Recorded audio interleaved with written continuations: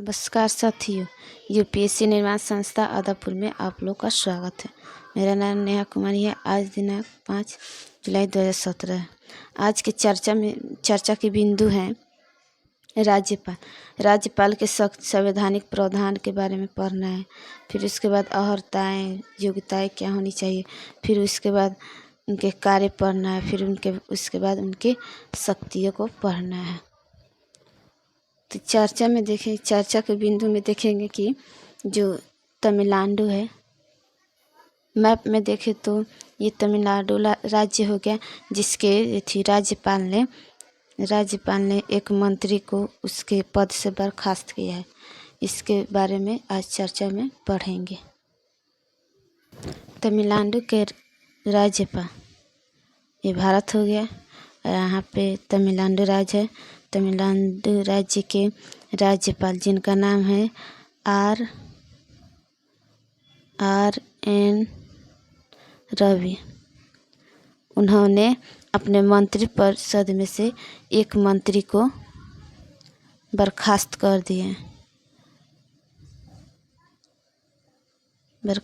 कर दिए। क्या इनको ये अधिकार प्राप्त है कि किसी मंत्री को पद से पद त्याग करने के लिए मजबूर कर देते हैं? इसके बारे में आज हम लोग को पढ़ना है।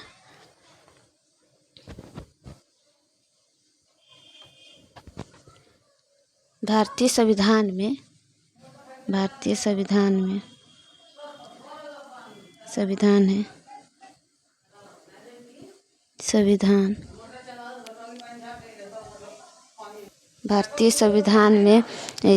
राज्यपाल को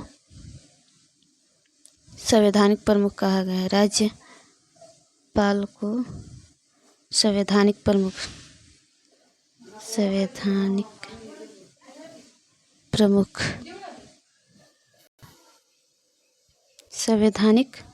प्रमुख होता है। इसमें जो तमिलनाडु के राज्यपाल हैं, वे उनके बारे में चर्चा में किए गए हैं। चर्चा में पढ़ना है हम लोग को।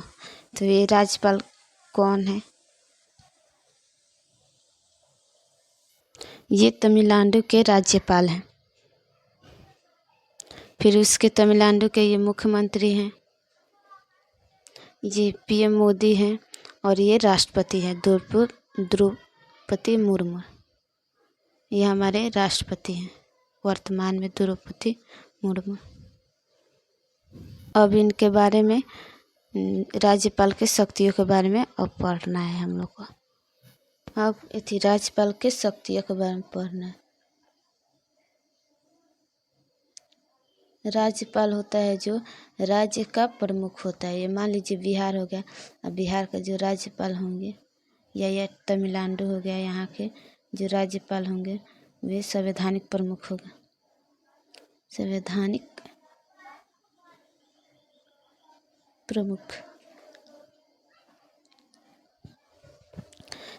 प्रमुख माने संविधान में ये प्रमुख होते हैं। मुख्यमंत्री तो कार्यकारी प्रमुख होते हैं, लेकिन ये संवैधानिक प्रमुख हमारे राज्यपाल होते हैं। फिर इनके बारे में जो कुछ प्रावधान दिए गए हैं उसके बारे में पढ़ना है। जो अनुच्छेद 153 में यह बताया गया कि भारत के प्रत्येक राज्य में एक राज्यपाल की नियुक्ति की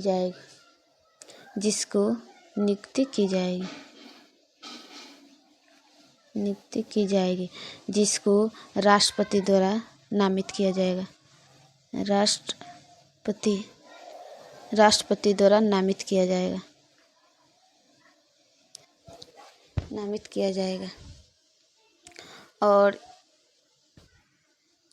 इसमें एक राज्य के कितना भी राज्यपाल हो सकते हैं। जो ये भारत हो गया, इसमें सभी राज्यों के अलग अलग एक तो राज्यपाल होते ही हैं, लेकिन इस एक राज्य में, ये मान लीजिए उड़ीसा हो गया, तो उड़ीसा के एक राज्य में कई भी राज्यपाल हो सकते हैं। फिर इसके बाद अनुच्छेद 155 में अनुच्छेद 155 अनुच्छेद 155 में राज्यपाल की नियुक्ति के बारे में दिया गया है। राज्यपाल की नियुक्ति राज्यपाल की पाल की नियुक्ति जिसमें नियुक्तियाँ दी गई हैं, जिसमें जो ये थी राष्ट्रपति होंगे, राष्ट्रपति उनके हस्ताक्षर और मुद्रा सहित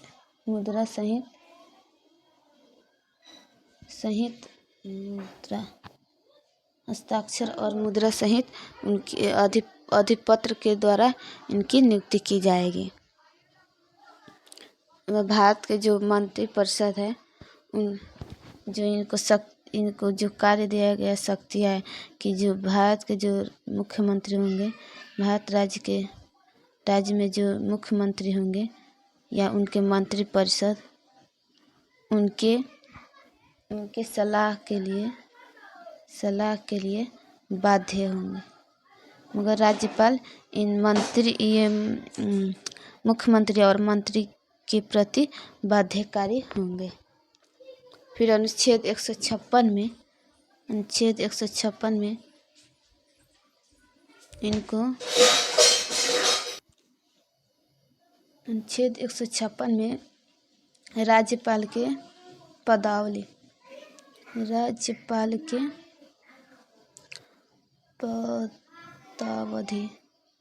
के बारे में दिया गया है। पदावधि मतलब कि जो क्योंकि ये जो पदावधि दिया गया है, क्योंकि जो राज्यपाल होंगे वो राष्ट्रपति के प्रसाद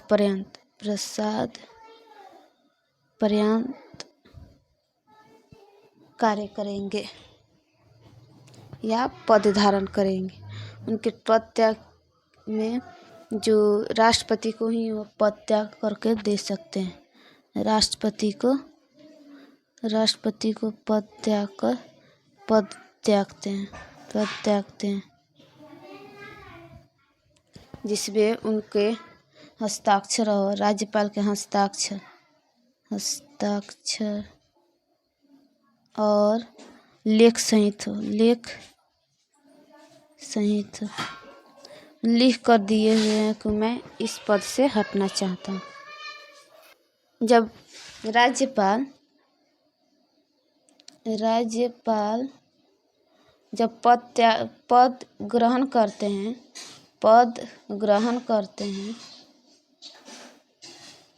तब से उनको 5 वर्ष तक शासन कर सकते हैं। इसकी जगह पर वे 5 वर्ष से अधिक भी कर सकते हैं, जब तक उनके उत्तराधिकारी जो राज्यपाल ना आए। उत्तराधिकारी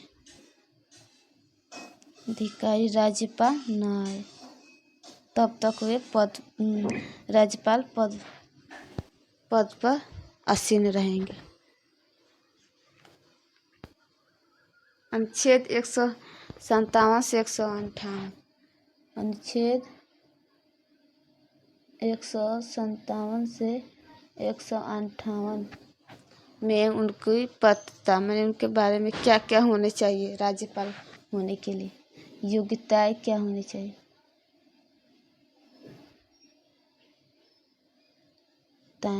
वह भारत का नागरिक हो, ये भारत मूल के निवासी नागरिक हो, और दूसरी वह उनकी आयु कम से कम 35 वर्ष की हो। जो राज्यपाल पद ग्रहण करना चाहता है उसकी कम से कम आयु 35 वर्ष की हो। फिर वे कोई संसद के किसी भी सदन या राज्य के विधायिका का सदस्य नहीं होने चाहिए। जो वे राज्यपाल हैं वे किसी भी सदन, ये भारत हो गया, इसमें संसद हो गया। इस संसद के किसी भी सदन का सदस्य न हो या जो राज्य में होता है विधानसभा, उसमें कभी सदस्य नहीं हो। फिर ये किसी लाभ के पद पर न हो। राज्यपाल जो है किसी लाभ के पद पर न हो, किसी लाभ के पद पर न हो। अब उनके शक्तियों के बारे में पढ़ते हैं। ये तो था योग्यताएं। अब उनके बाद उनकी शक्तियाँ, उनको क्या क्या शक्तियाँ मिली हुई है। भारतीय संविधान के अनुच्छेद 161 में उनको क्षमादान और दंड विराम देने का प्रावधान दिया गया है कि वो किसी व्यक्ति को क्षमादान करके उनको फांसी से भी बचा सकते हैं, और किसी व्यक्ति को जो जेल में है उसको ज़्यादा दंड मिल गया है ज़्यादा दिनों तक, तो उसको भी कम करा सकते हैं। फिर उसके बाद अनुच्छेद 163 में उनको विवेकाधीन शक्तियाँ मिली हुई है। विवेकाधीन शक्तियाँ मिली हुई है, जिसके माध्यम से वे मुख्यमंत्री और मंत्रिपरिषद, जो मुख्यमंत्री और जो अन्य मंत्री उनको नियुक्त कर सकते हैं। फिर उसके बाद अनुच्छेद 164 में जो मुख्यमंत्री हैं सीएम और अन्य मंत्रियों की नियुक्ति राज्यपाल द्वारा ही होगा। अन्य मंत्री की नियुक्ति राज्यपाल ही करेगा। फिर उसके बाद अनुच्छेद 200 में दिया गया है। अनुच्छेद 200 में उनको राज्यपाल को जो विधानसभा में कोई राज्य के ये भारत हो गया, और भारत के अंदर कोई राज्य हो गया, राज्य के जो विधानसभा होता है, विधानसभा द्वारा कोई भी विधेयक पारित होता है तो इसको अनुमति कौन देगा? अनुमति राज्यपाल ही देते हैं।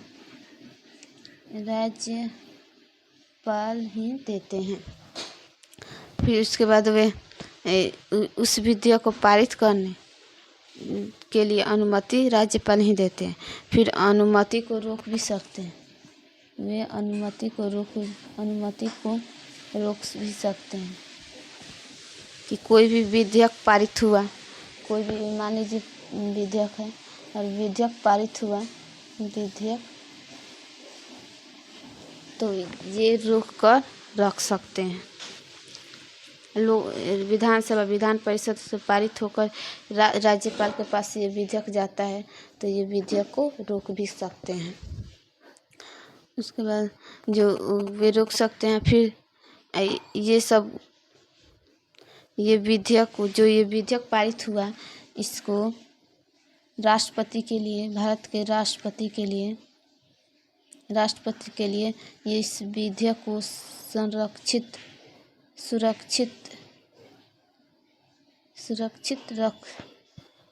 सुरक्षित रखना इन्हीं का कार्य है। सुरक्षित रखना इन्हीं का कार्य है। आज के लिए इतना ही, मिलते हैं अगले वीडियो में।